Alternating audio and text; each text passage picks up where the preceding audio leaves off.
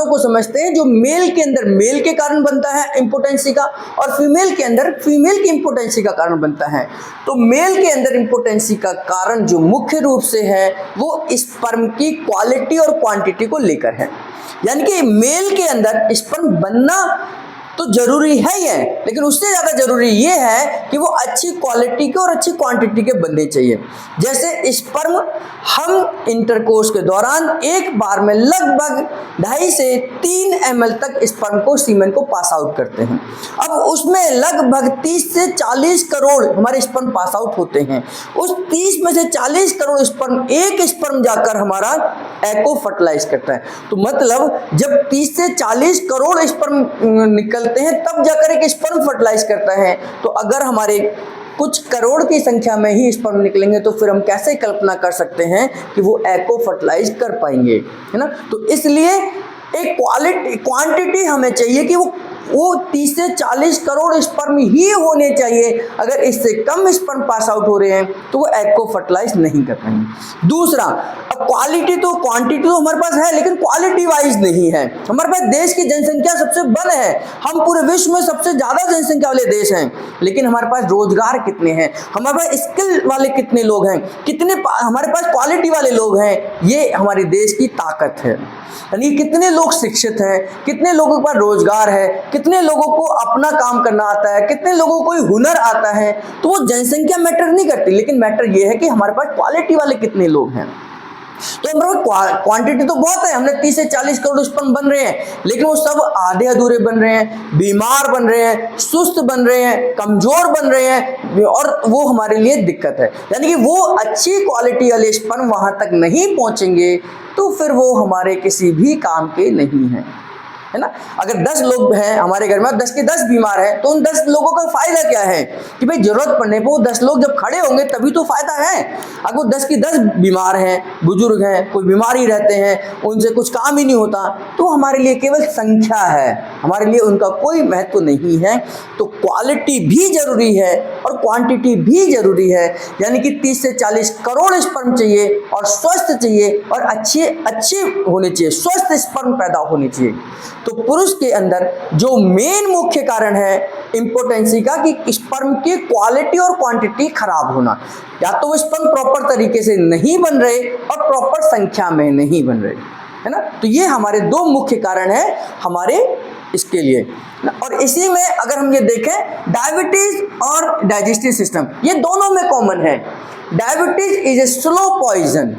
Diabetes क्या है? Slow poison. Diabetes एक बीमारी नहीं है, ये कई सारी बीमारियों की जननी है।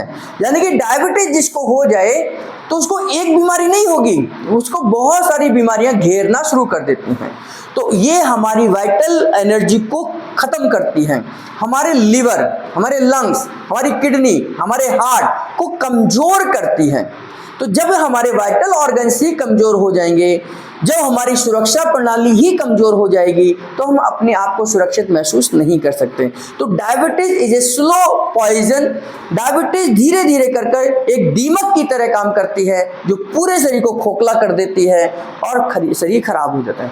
तो इस वजह से डायबिटीज एक कॉमन रीजन है पुरुष और महिलाओं में बांझपन का।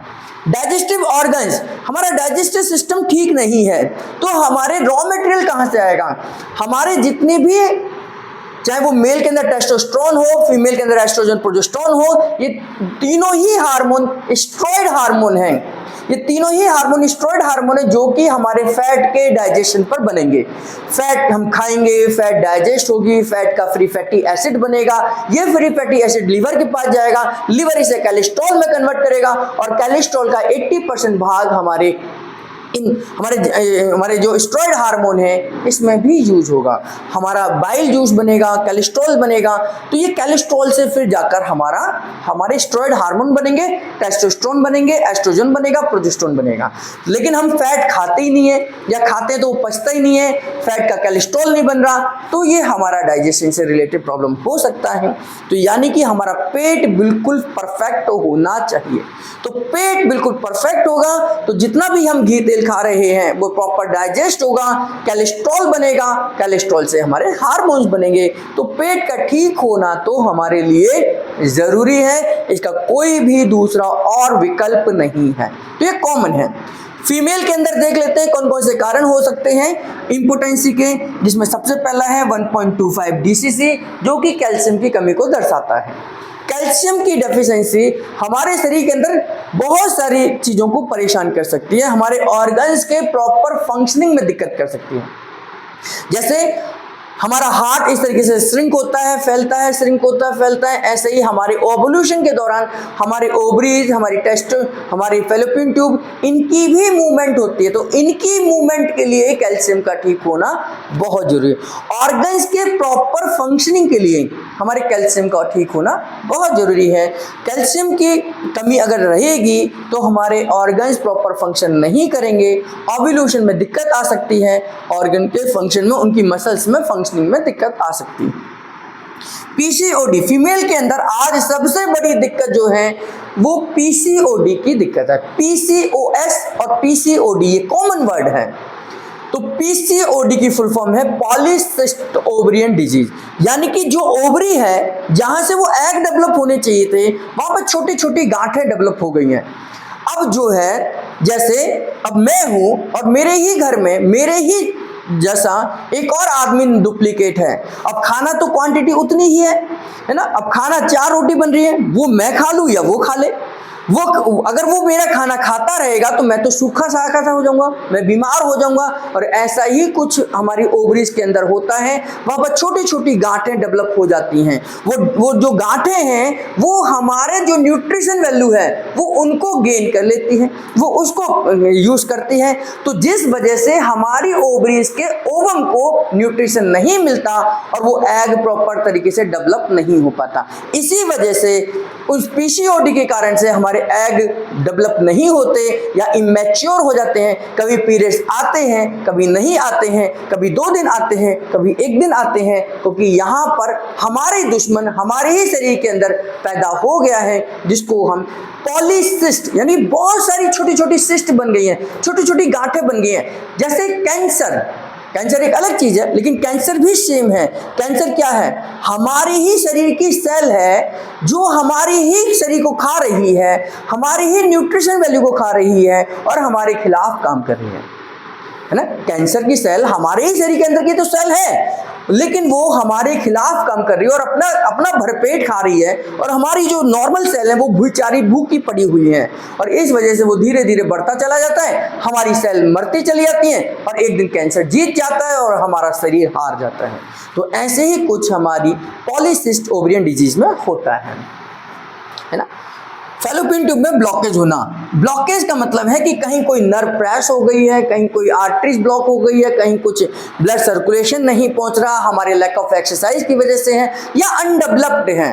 तो ये सारे कारण हमारी फीमेल के अंदर हो सकते हैं कि फैलोपियन ट्यूब जहां मूवमेंट कर इस एग को मूवमेंट करके यहाँ तक पहुँचना था, यहाँ ब्लॉकेज हो गई तो यहाँ से आगे बढ़ेगा नहीं, जब यहाँ से आगे बढ़ेगा नहीं तो फर्टिलाइज नहीं होगा और फर्टिलाइज नहीं होगा तो ये एग हमारे किसी का काम का नहीं है। इसको हम फैलोपियन ट्यूब की ब्लॉकेज कहते हैं। इसको हम मल्टी हैपन के द्वारा यूज करके हटा सकते हैं, है ना।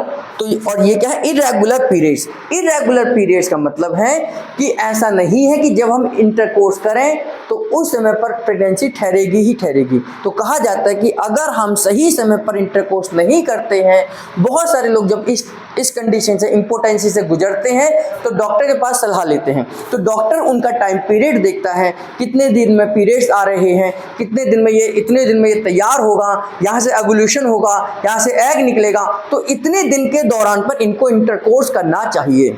इंटरकोर्स करना चाहिए तब जाकर प्रेगनेंसी ठहरेगी।